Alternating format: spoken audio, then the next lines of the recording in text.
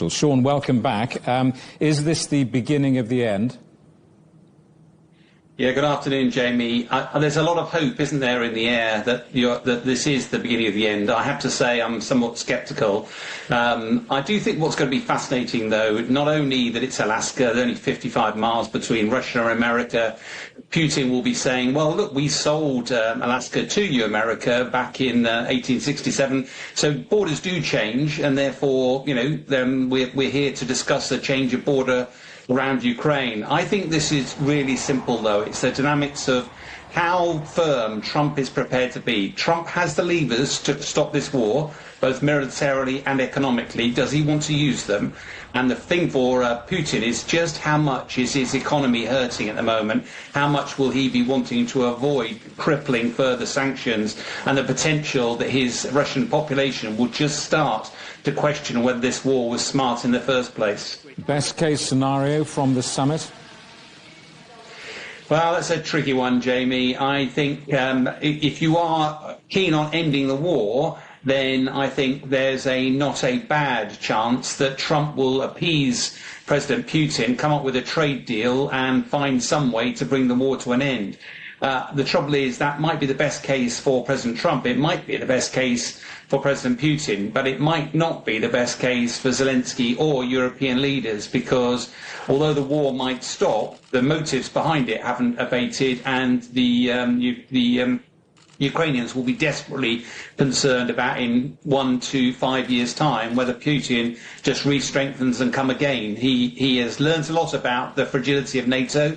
He's learned a lot about, he's got his wartime economy now, and he's got Europe worried. So I'm not sure that it's easy to categorise as best and worst case at this stage. If the talks fail, then what?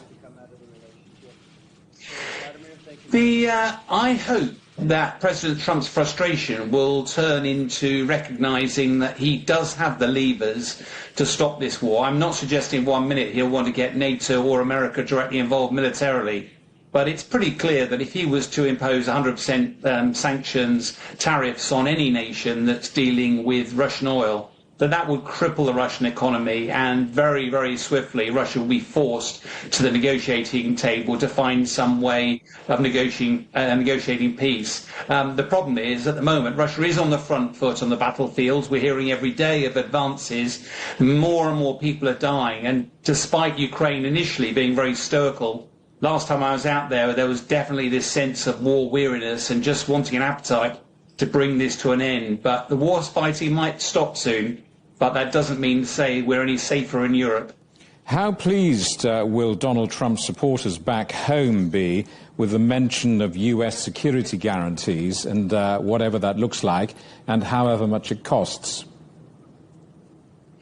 I think the crucial matter for Ukraine, President Zelensky, and he's been pretty clear about this, is that whilst he's said publicly he's not prepared to negotiate around territory, I think he's a pragmatist at heart, and it's very difficult to see at this stage how he would get territory back. The key issue, though, is security guarantees, because if he doesn't get those, it's pretty clear it'll be a struggle for Ukraine to join NATO. But are there bilateral, trilateral alliances of the willing that are prepared to offer those guarantees to Ukraine? Because without those, Ukraine would look incredibly vulnerable in 2, 3, 5 years' time when Russia has another go.